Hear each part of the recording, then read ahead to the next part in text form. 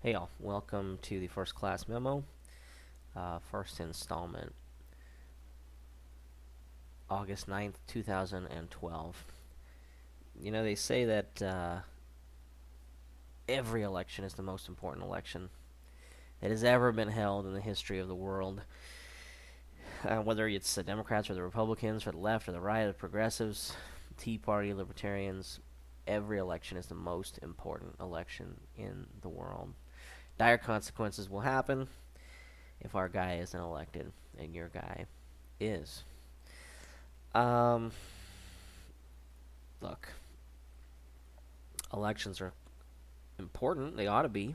There's a lot of reasons why they're not nearly as important as they should be. If you think about it, if the election was so important and the difference is so profound, why would the same people give money to both sides? It's a pretty good question. Um, they wouldn't, right? But they do. So the question is not really that the election is so important, but that the process is so important. And the other reality is that we are kind of happy enough, content enough, that we are allowing other people to dictate what happens. And that's just a human nature thing. If we have enough to eat and we have enough food, we have a roof over our heads and clothes on our back, we tend to be okay.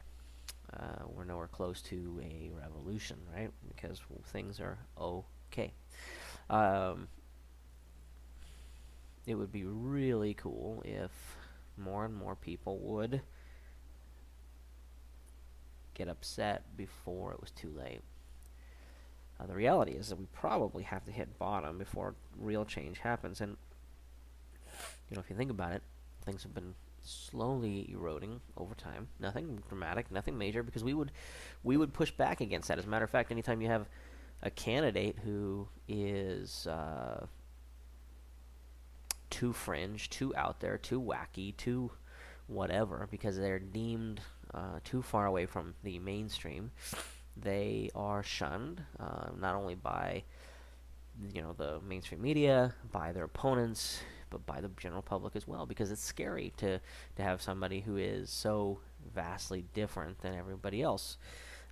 Even if some of their views just a few years ago, or maybe decades ago, would have been considered normal or commonplace, but today they're considered fringe. Um, I had an argument. Argument's the wrong word. I had a discussion with my mother a couple weekends ago. I was visiting with my two kids, and we were talking politics, which was fun. And she couldn't understand. Well, no, we were talking about the soda pop ban in New York, and the 32 ounce thing, and how ridiculous it was. And we were both in total agreement that that was the case. It was ridiculous that if you want to damage yourself, damage yourself. And I said, well,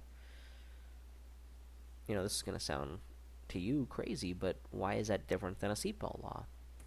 And of course, both her and my dad piped up. Well, look, if you get in an accident and you don't wear your seatbelt, we're going to pay for that. So everybody's going to have to pay for that. And that's a really common default argument that a lot of people make when it comes to these types of things. And fine, fair enough. But if you're going to accept that as a basic premise, then you have to kind of accept it if you apply it to anything. So cigarettes clearly should be illegal under that same rule. Soda pop in general should be illegal. Alcohol prohibition would have to come back. Fatty foods, McDonald's, they have to change their entire business or go out of business, because clearly we cannot allow people to eat that, because if they get sick, they will cost you and me money. So I think the premise is faulty to begin with, and I think it's a scare tactic. But it's the one that is the most commonly brought up as the argument why we should remove people's personal liberty in the sake of community or society, if you will. And the reality is that you just need to take care of yourself or not. And the idea that we have to take care of one another, I think it can be done without an oppressive taxation structure.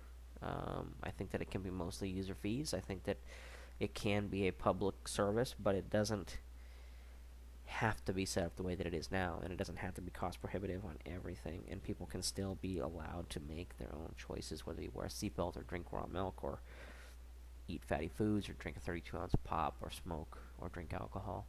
It's your choice, right? But we don't extend that to everything.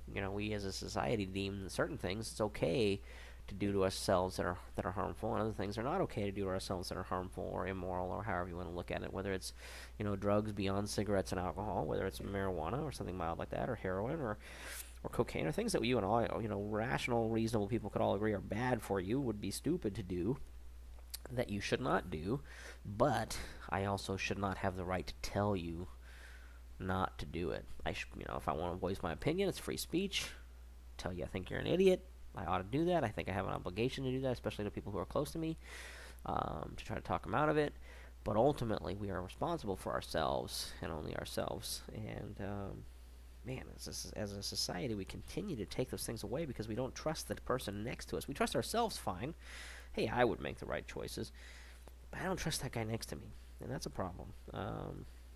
I think that when we voluntarily give up other people's rights because they don't matter to us, right? Then that's a problem. I mean, we can say drugs should be illegal because we don't do them. We don't consider that a civil liberty, and it's kind of funny to think of it as a civil liberty. But when you take away people's rights, you don't know when they're going to come for yours, right? I mean, I personally don't smoke, never have. I personally don't drink. I really never have. Not an interest to me. For me, it's a couple things. I don't like being out of control of my own body. Number one. Number two, it's expensive. Number two, it's a bad habit. I have a history of alcoholism in my family. So none of those things interest me. So I don't drink at all, and save quite a bit of money as a result. It would be easy for me to say, alcohol's bad for you. We ought to outlaw it. But I would not do that because, you have a right to make that decision for yourself. Even though I've seen the bad effects that alcohol can have on people, and it absolutely does. But I would still suggest that as free human beings, we should have the right to do as we please, as long as it doesn't harm anyone else directly. Now, of course, there's the indirect argument. But again, I kind of draw that line at directly versus indirectly. And so if it's not harming somebody else directly, if it's not infringing upon their rights directly, then kind of probably should leave it alone. But anyway, I've kind of rambled long enough. This is just a test session. We'll re-record here in a second.